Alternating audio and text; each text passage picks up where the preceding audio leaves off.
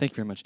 You know, as I was playing the solo to that part, I was thinking, I played this song last time I was here. And there's a video of it on YouTube, and I was just like, man, I hope I play the solo better this time than I did last time to show growth over the past 3 years.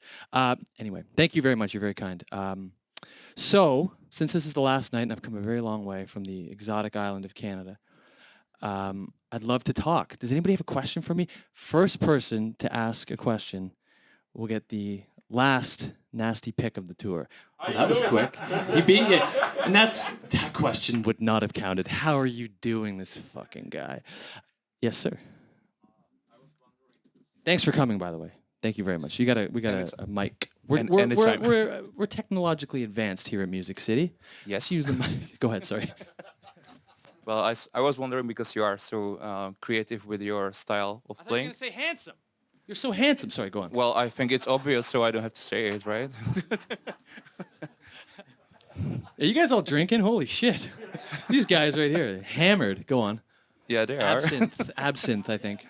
I was wondering if you are maybe giving some advice to younger players who are starting on the journey. Be a dentist. Maybe. It's better paid, yeah, I know. No, sorry.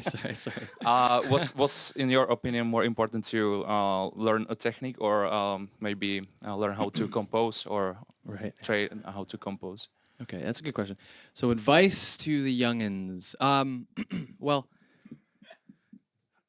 I'll actually answer it seriously. I know you guys are silly. Well, you know, I it's weird. I have a hard time feeling qualified to really give advice because the landscape of the guitar world or you know where we are now as musicians is so different from when I was young. I'm 35 years old, and I started playing guitar when I was 14. That was, you know, 50 years ago it feels. But you know, there was no, at least I didn't have access to it. I didn't have the internet, didn't have a smartphone. There were no videos. I kind of grew up playing guitar a little bit in a vacuum, if you know what I mean, kind of on my own. In my room, 8 hours a day, my parents yelling, "Shut up!" But just playing all the time alone and sort of just not really doing it for any reason. I really fell in love with guitar because I was looking for something. I was looking for an identity. You know, I grew up, like I said, in Canada, and when you're born there, you're legally supposed to play hockey. No. You get a document in the mail when you're born. No. It's like a conscription for hockey. No, I quit everything I ever did. I quit, you know, hockey, baseball. I used to like skateboarding. I'm like, no. At school, I was so bad at school. Oh my God, I was so bad in school. I couldn't focus. I was just very, you know, I was all over the place. And no confidence. You know, if I kind of joke doing these clinics, if the younger version of me was here, he would be like, how are you talking to all these people? How are you doing this? You know, it was just unattainable. I couldn't even go into a music store and play guitar. I was so nervous to play in front of people. I don't know if anybody still has that, but that was my reality. So for me, practicing and playing guitar had nothing to do with, you know, being a professional musician or getting better. It was just sort of something to kind of calm me down. It was my version of I don't know if this translates, but it was my version of, I suppose, Ritalin. You know, the thing you give to kids when you want them to shut the hell up. That was what the guitar was to me, and I fell in love with it so fiercely. You know, I still love it. You know, so much. Music in general. So the guitar, maybe you guys can relate to this. I don't know, but guitar gave me an identity.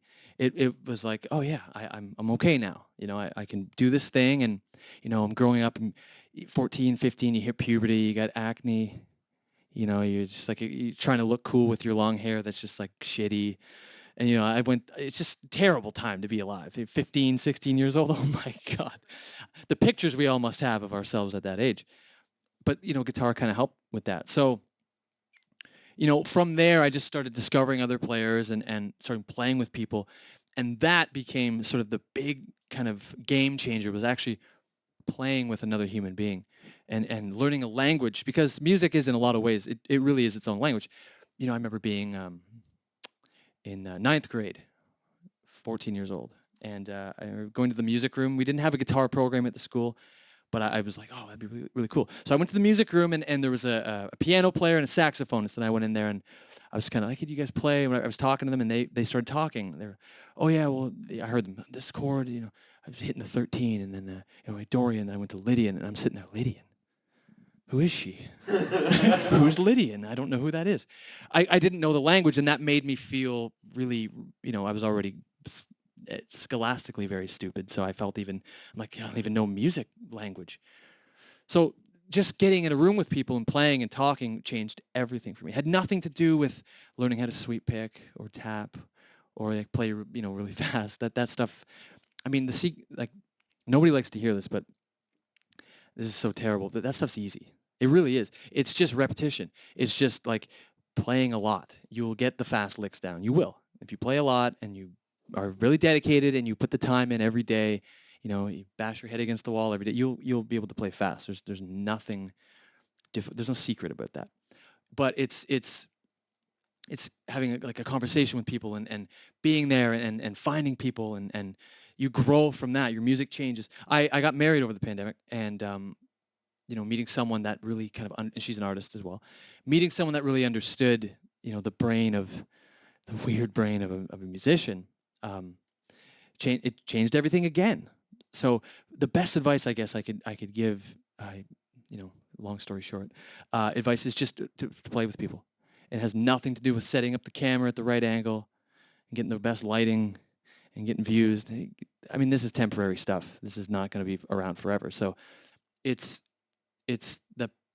finding a place to put that passion, that energy, and having someone to bounce it off of. And then you start writing music, you start playing together. Money will come. That's something you don't think about. Don't worry about money, because that's just going to get you frustrated and jaded and angry and crusty and on stage in Prague after 3 weeks and really thinking about life. Sorry, what?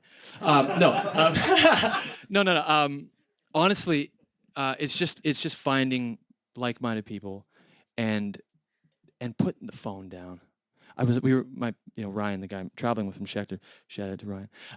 We were at dinner last night, and I just couldn't stop staring at the people eating. They're both of them just on their, like, they were on a date, I guess, and they were just kind of on their phone, and the whole time the food came, they looked up, back on the phone, and I was just like, oh man, this is it now.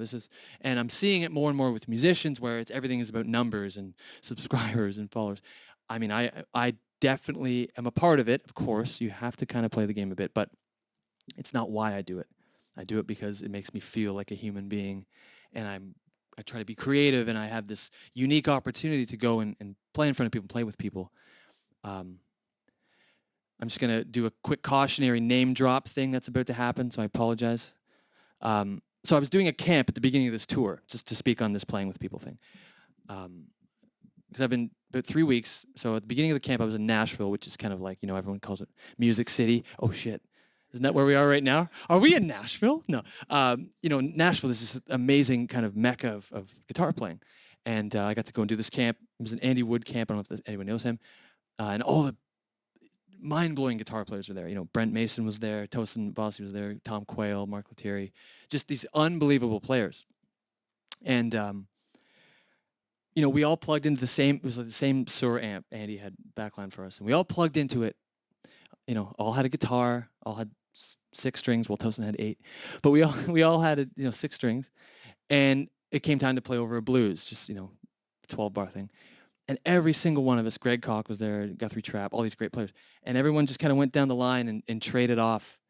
And it had nothing to do with like technique and check out these crazy licks I have. It was just like we were all having fun. We were laughing. I probably sounded terrible. I'm like hitting Tosin as he's playing. I'm like, come on, you can do it. And he's like, fucking.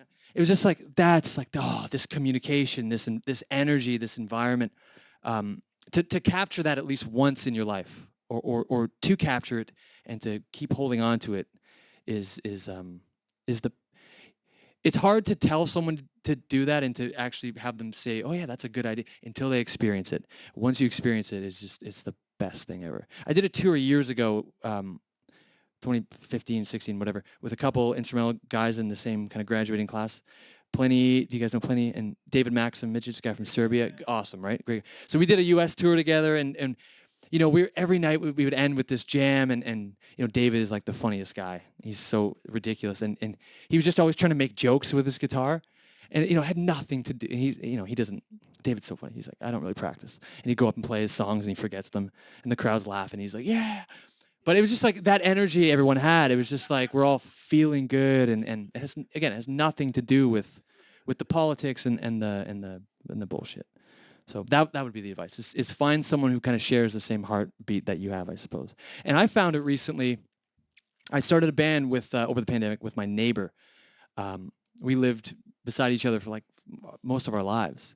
And he was working in a brewery in Toronto, near where I live, and he quit his job and moved home, and we just started hanging out more, and we started the band together because, you know when you meet that person that's like so positive and like just a beautiful soul, and you just want to be around that person. He was not a musician, so to speak, but I just loved being around him. So finding people like that would be the advice, you know. So good luck. Anybody else? Question about anything? I can't really see much, so I'll have to rely on the staff here to see who has a question. Anybody? But anything at all? Technique, touring, what I had for lunch. What do you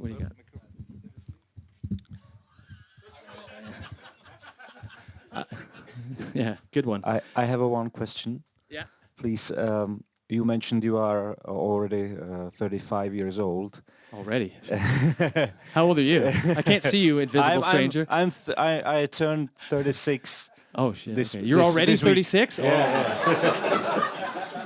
But I have one question. Yeah. Do you feel you are still better and better with age? And I think technical point of view, musically, or both? Because, for example, I feel I have to go to work, a regular job, and I suck more and more at the guitar. But do you think there is still, for example, some room for improvement in for example, after 40, after 50 years? Sure. Yeah, I sure hope so. I really do hope so. Yeah, I mean that's a great question. Is you know, when do you sort of feel like you've peaked or you've plateaued? And when you get to a certain level, what do you need to do to maintain it? It's hard. It's very, very difficult, and I bet you every single one of you guys think about that because it's scary. Guitar's hard. It's so hard. You know, day to day, it's really, really hard. I'm at home sometimes and I'm playing. And I'm just like, what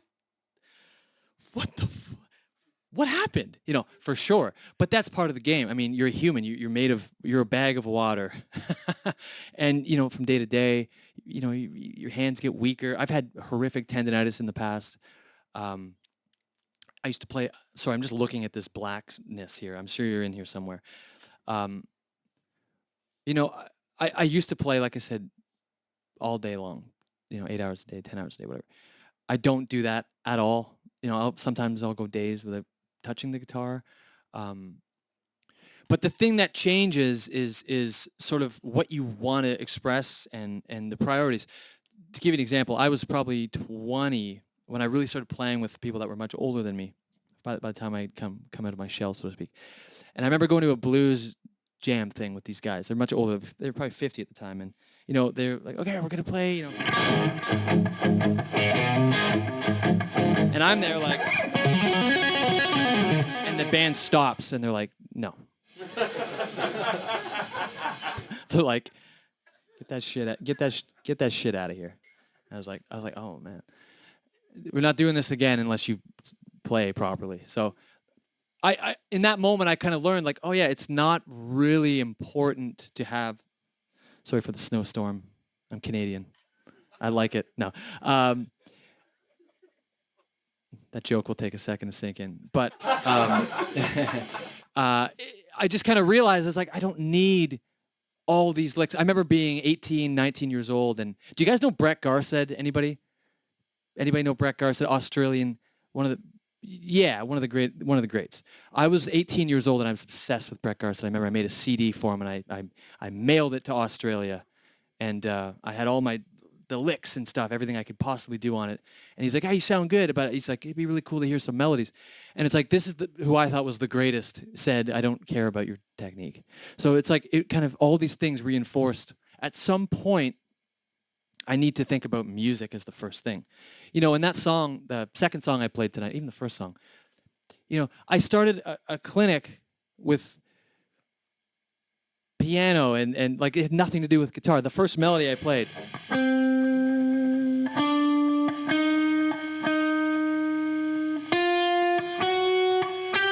It sounds like I'm looking for a scale. It's like, eh? You know, so for me, I know technique is going to rise and fall all the time. It's just a part of my day to day, especially if I'm not, you know, playing through a tone. You know how sometimes you play a really bad sounding amp and you immediately suck. You're like, I'm terrible. It's kind of psychological. For me, it's more about what am I trying to say? You know, the life experience. Can I say more with less? You know, the idea of taking just one or two notes and harmonizing it differently, something I've never done before. Learning a little bit more theory, talking to musicians, all that stuff. Technique, I developed the peak of my technique when I was a teenager, so I'm not really too worried about that. My whole thing is just timing. You know, the first thing to go to shit for me is my timing. When I'm playing over something, am I dragging? Am I on top of it? You know, am I able to do like a nice stream of triplets? Like, let's say I had, you know, 1, 2, 3, 1, 2, 3, 1, 2, 3. You don't need to do that. Your timing might not be that good, so let's not do that. I'm a drummer. I don't care. I work with Gavin Harrison. I don't give a shit. You're a drummer.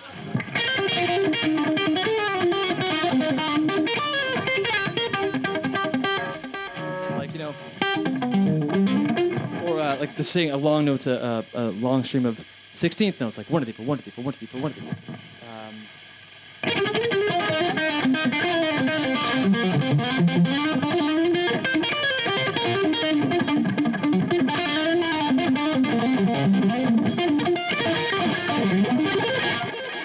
Ooh, some delay on there. But like keeping that tight, I mean that was pretty fast, but like keeping it tight and keeping it on top and having everything muted and just improvising off the top of my head. How long can I do that for? And it's not about learning like a Guthrie Govan solo or something like that where he's 8-finger tapping.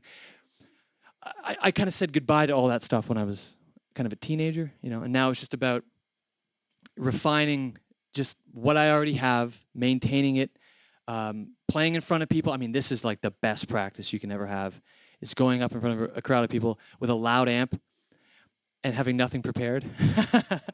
That to me continues to sort of elevate me. It just gets rid of all the dead branches and all the garbage that I don't need anymore.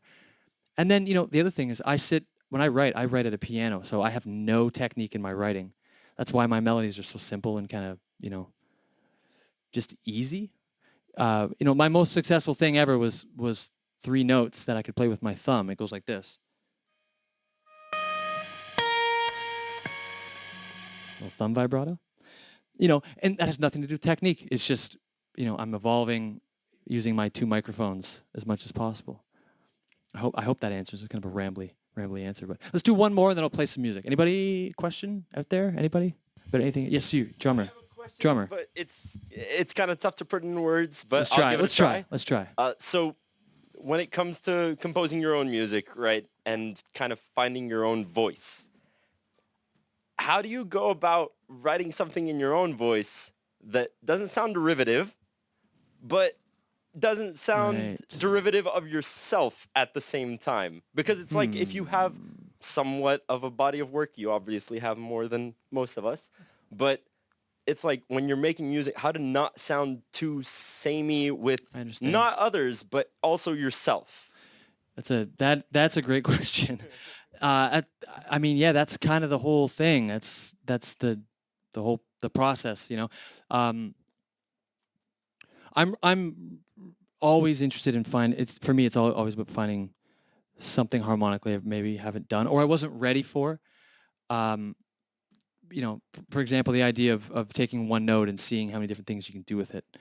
Or because I don't write on a guitar anymore, really, I don't, at least right now, maybe in 5 years I will again. You take away a lot of your own cliches.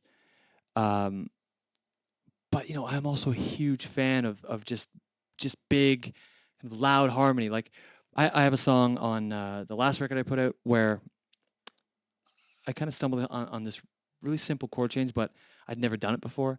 Kind okay, so normally if you're in a key, it's C to A minor, right? So you got, that's your usual major to minor. But I did the opposite. It was C minor to A major.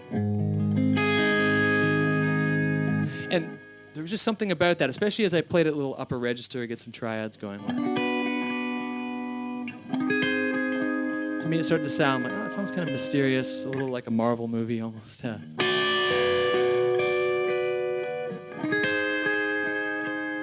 I just kept going.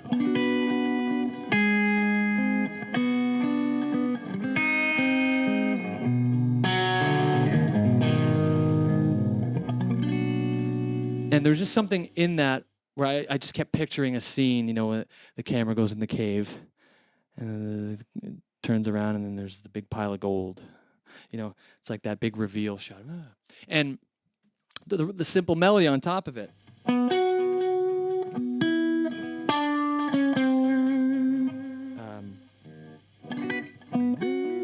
going to try and sing it.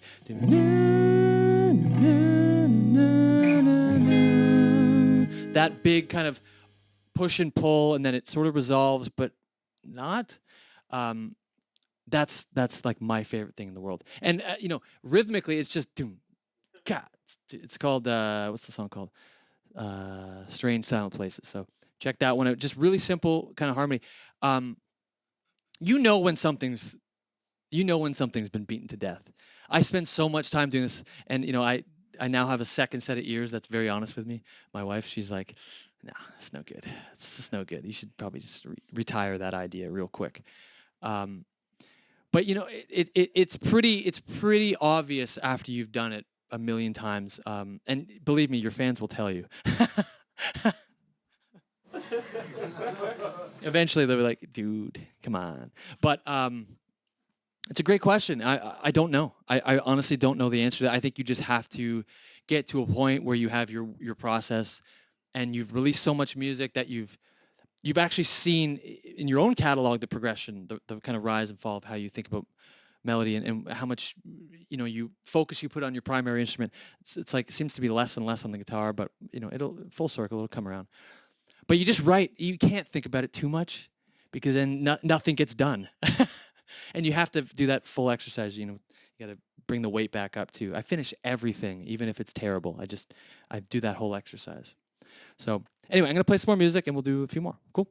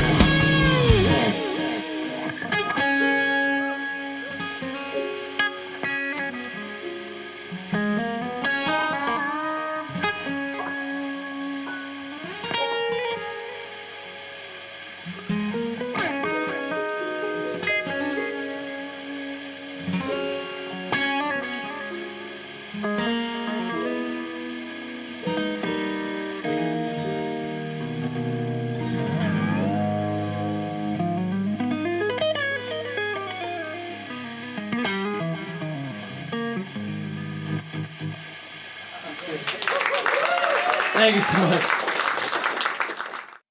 So, hello, Nick. Hi. Before I ask my question, I just want to say thank you. Thank you very much for your thank you. music, for the inspiration, and for everything you do for our guitar community. Oh, it's so We nice. really appreciate it, That's man. so nice. Thank you very much. Thank you. My question is quite easy. Why did you switch from Mesa Boogie to Orange? From what, sorry? From Mesa Boogie to Orange. Oh, great question. You know, I was with, actually, the last time I was here, I think I was playing Boogie, right? Yeah, Keith was with me, so I just used his camera. That's right. Well, I was kind of just getting bored of it. That's it.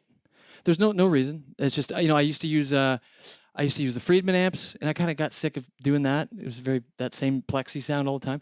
I was like, it's cool. And then I moved over to Boogie, which I liked, and then I didn't like it anymore, and now I'm using Orange. I have no amp loyalty.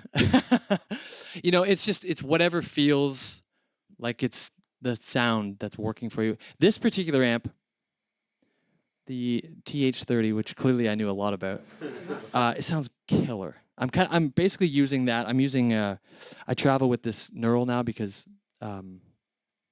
it's too hard to have to rely on wherever I am to have an amp I like. I did for years and it was fine, but I just have this guy in my guitar case now, and I use an overdrive pedal on it, just kind of into the gain channel, and it just sounds real, just big and sweet and full. Plus, Orange, they're cool people, you know. I know Alex really well, and a few people there, so it just, you know, it just works. The only brand I really have sort of, you know, the name tattooed across my chest is Schecter. And my back too. I'll show you. I can show you later if you want.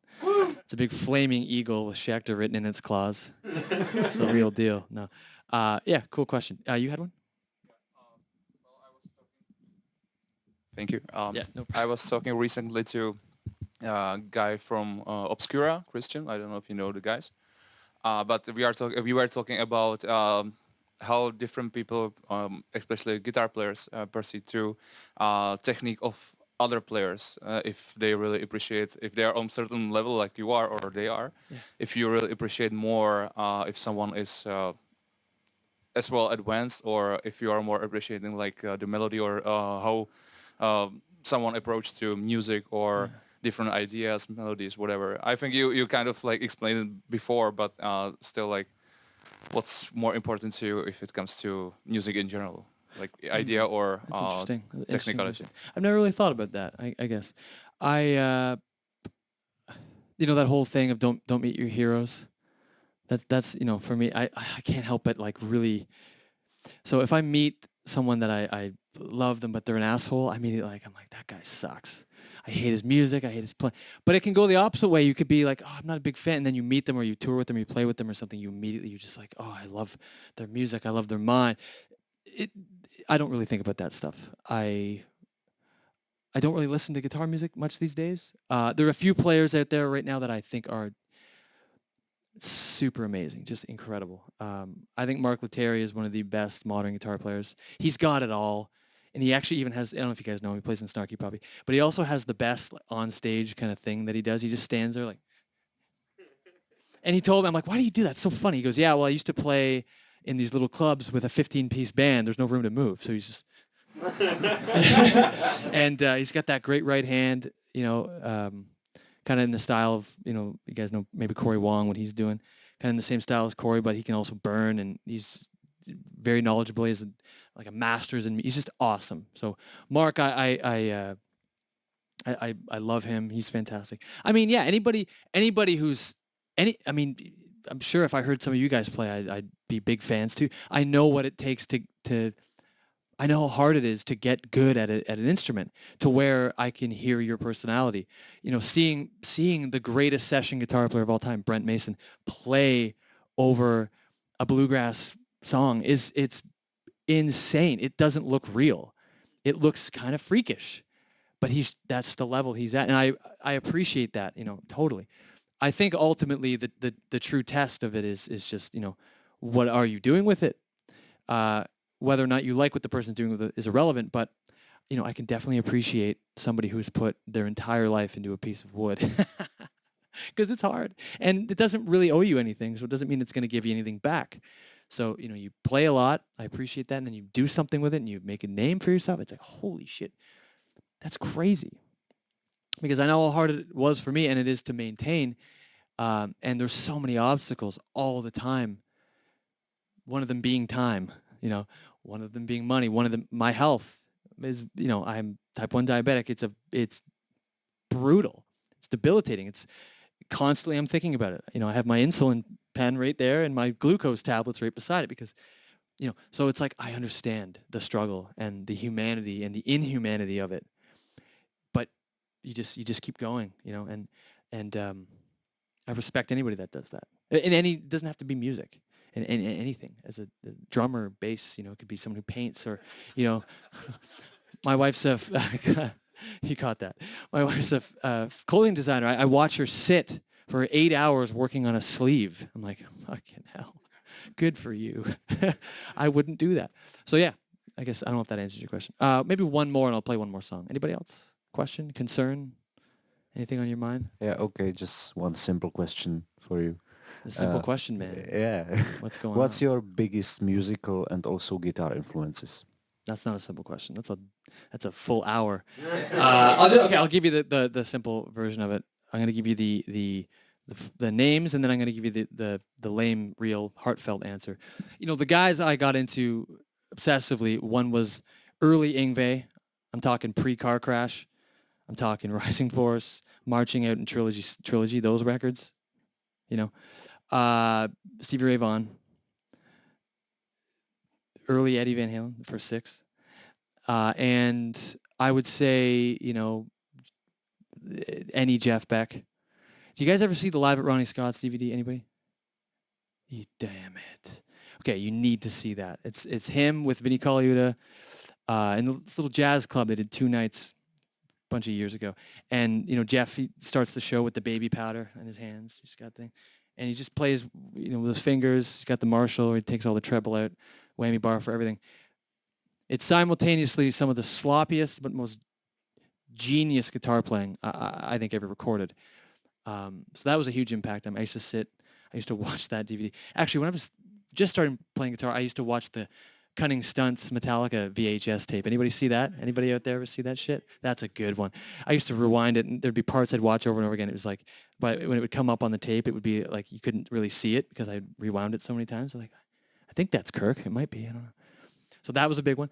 But you know, the thing that my neighbor got me into playing guitar, not Ben, the other neighbor, I was 13 and he was 14, you know, and at that age difference, he had some chin hair and some acne, and I was like, wow, man, chin hair, fucking cool. One day I'll have maybe chin hair. And I remember going over and he was playing this in his basement. I wrote that, actually, sorry. He was playing that, and then he was playing, what was the other big one? Oh, at the time, it was 2001, so. I don't think there was a pinch in it. But I watched him play that in front of me, and it was like the dark arts. He was summoning the god of metal. I couldn't believe it. I could not believe seeing somebody in the flesh play guitar, because I grew up, my dad listening to 70s records, hearing Robert playing, wow. I didn't think you could be a mortal human being and play an instrument. And then I saw it, and it was like, wow, this is really cool. So that, you know, stuff like that, seeing people play in front of me, you know, you could watch a YouTube video, you could see a show. It's amazing. You see people play, but when you're one-on-one, like right here with the person, you know, you can like hear them breathing, like out of tune, like that's like, holy shit, there's like something happening. And that to me, I don't care who you are. You could be some guy I just met. Like, that's inspiring. It's like, wow, this guy's, holy shit, he's doing the thing in front of me, you know? So yeah, I'd say that. Any last question? Anything at all, guys? Anything on your mind? Or is that the last one? We're going to wrap with that. Anybody? We got one in the back? I can't see him. Hi there. Yeah. I have one question, not about amp, but what kind of speakers do you use? And do you have any preference? What was your speaker journey? I don't have any amps. I don't know. That's it. I don't have any preference, any amp cabs. I live in a condo, and my neighbors would freak the fuck out if I played an amp. Right now I'm using whatever they gave me. I go in the studio and I let my engineer pick all the gear. I'm not even kidding. He goes, man, this is going to sound really good. And I go, all right. I'm not a gear guy. I have one thing I care about, and it's this. From Schecter guitars, available now at Music City in Prague. Sorry for that. It's not a bullshit answer. I really don't. I don't know anything about that stuff. Someone goes to me, you got creambacks in there? I'm like, look at my creamback. I don't, honestly, it's the weirdest thing. I don't know anything about that. I didn't have any money growing up, so I didn't have gear. I didn't have pedals. I didn't have amps. I had a Squire Bullet into a Fender Frontman 15R. It had the reverb. It had paint all over it. It was used. And I just kind of learned to play with what I had. And, you know, I was lucky enough as I got a little bit older and playing more and releasing stuff, companies were like, can we send you the... And I was like, oh man, no, I don't know what to do with it. I don't even know, guys, I don't even know how to mic an amp. I don't. You know, people do the thing with the phone, they see the speaker and they're like, oh yeah, 45-degree angle. In my mind, I'm just like, I don't know anything about that stuff, so I'm not the one to ask. Anyway, I'm going to play one more, and maybe we'll talk after. Guys, thank you so much for listening to me ramble once again in your beautiful, jaw-dropping city. Seriously, unbelievable. Thank you all very much, truly.